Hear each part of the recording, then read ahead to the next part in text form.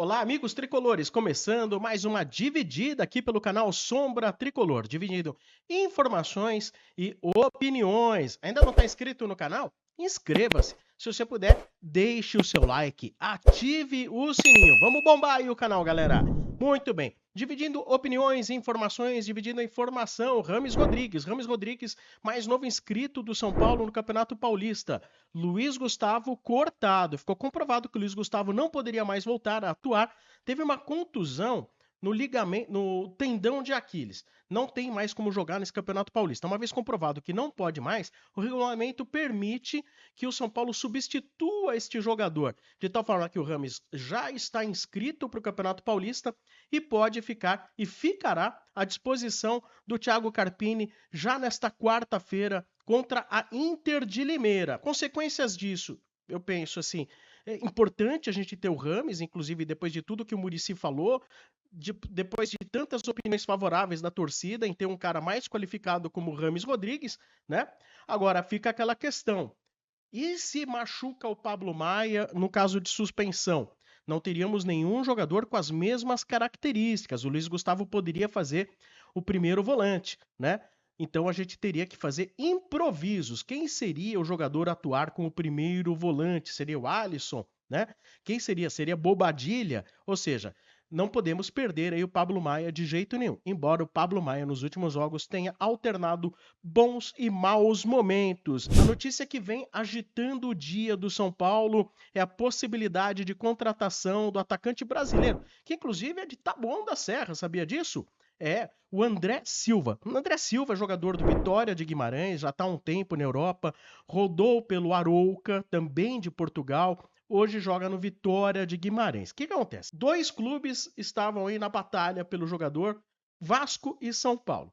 O que o André Hernan comentou é que o Vasco foi direto, o jornalista André Hernan falou que o Vasco foi direto lá no Vitória de Guimarães. O São Paulo foi direto no jogador. E o jogador teria optado entre os dois clubes pelo São Paulo, principalmente porque o São Paulo jogará a Libertadores de América. Então, na preferência do atleta, o André Silva teve o São Paulo.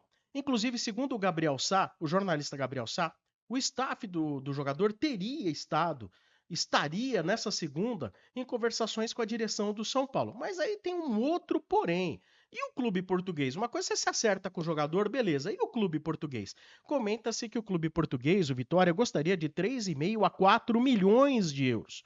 Vamos ser um pouco otimista e falar de 3 milhões e meio, estamos falando de 19 milhões de reais. O São Paulo não tem esse dinheiro para pagar à vista. O São Paulo vai procurar o clube com o intuito de fazer aí um parcelamento. O São Paulo, como todos os jogadores basicamente no mercado do futebol, são parcelados. Só que o clube português aí está sentindo, o São Paulo quer muito jogador, assim como o Vasco queria, né? Provavelmente o Vasco, talvez até com o aporte financeiro da 777, tivesse esse dinheiro à vista. Mas o jogador vai fazer a pressão do lado dele para jogar pelo São Paulo. Então vamos ver como vai ser o desenrolar dessas negociações. Se agora o jogador é que vai bater lá na porta do clube e falar, olha, São Paulo lá oferece tanto, etc. Ou se os portugueses vão falar, São Paulo vem aqui, senta aqui, manda alguém aqui, manda o Rui Costa em Lisboa comer um bacalhau e trazer um chequinho de 19 milhões de reais. Vamos ver o que vai acontecer. Não adianta só o jogador estar acertado com o clube. Precisa o jogador ter a anuência do clube, que tem os direitos federativos e econômicos dele, no caso, o Vitória de Guimarães. Aí você fala, mas esse André Silva, ele é bom? Eu fui fazer uns levantamentos aqui. É o seguinte, eu não posso dizer que ele vindo, ele não jogará bem pelo São Paulo. Mas o retrospecto dele não é animador. O último ano, ok. Mas anteriormente, não. Vamos lá. Desempenhos do André Silva, tá? E tudo isso nos campeonatos portugueses em que ele atuou. Temporada 20-21, 30 jogos, 7 gols. Temporada 21-22, 34 jogos, 10 gols. Temporada 22-23, 32 jogos, 6 gols. E a última temporada, que ainda não se encerrou, é a melhor da vida dele. 23-24, né? 28 jogos, 13 gols. Então, nesse último ano, ele teve uma média de quase 0,5 gols por jogo. É um bom número para os dias de hoje, quando você quer contratar um centroavante. Ele joga pelos lados? Joga pelos lados também, mas a principal posição dele é a de centroavante, jogador de área. Então, assim, a retrospectiva mostra que essa última temporada vem sendo a melhor da vida dele, né? Ok. Mas, no todo, a média não chega a 0,3 gols por jogo. Aí, isso pode deixar muito São Paulino com a pulga atrás da orelha. Aí você vai falar assim, mas quem temos hoje? Não temos. Hoje nós não temos, né? Então talvez valha a tentativa baseada na última temporada. Mas é bom que o São Paulino também veja. O jogador não se faz de uma última temporada. Um outro fator atenuante. Se a gente pegar o desempenho do Caleri na Europa, é horroroso. Mas no São Paulo se deu bem. Quem sabe o André Silva, se vier para o São Paulo, possa se dar bem, assim como o Caleri. Outro dado que é muito interessante, ele não fez mais do que 34 jogos por ano. É interessante no seguinte sentido, não de dizer, ele se machuca, não é isso. Os clubes jogam muito menos na Europa, principalmente quando você pega um clube como Vitória de Guimarães. É um clube que não vai jogar Champions, tem dificuldades de jogar até outros campeonatos, né? Joga ali a Copa de Portugal, joga o Campeonato Português, aí de repente é logo eliminado, acaba jogando muito menos. Então você vê, em uma temporada ele não fez mais do que 34 jogos. Quando chegar aqui, bom, ainda que ele venha para ser o reserva do Caleri, a gente vai precisar sim, pelo menos que ele atue essa faixa de 30 jogos, aí com certeza ele vai atuar. Importante salientar, hoje não temos ninguém.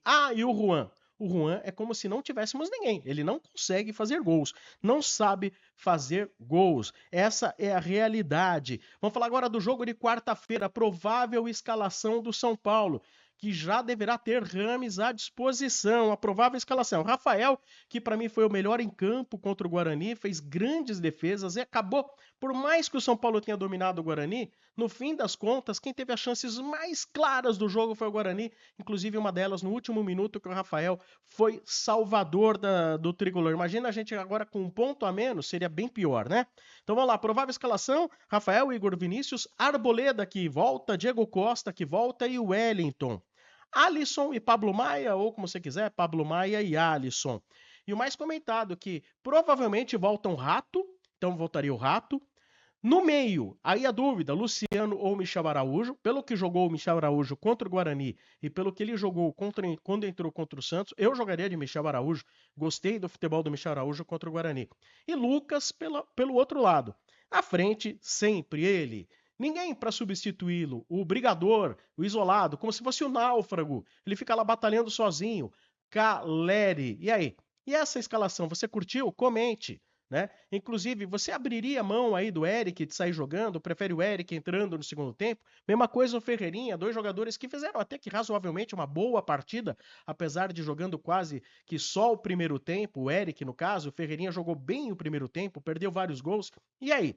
Ou você faria uma mescla? Volta com o Lucas, vai com o Eric para o segundo tempo, vem Rato, vem Ferreirinha, para você ter a opção de sempre ter jogador de maior velocidade. Qual seria a sua escolha? Comente, qual seria o seu time? E aí, é a favor do São Paulo tentar de tudo para trazer o André Silva? Comente, deixe o seu like, inscreva-se no canal. Muito obrigado pela sua atenção e audiência aqui em mais um Dividida no canal Sombra Tricolor.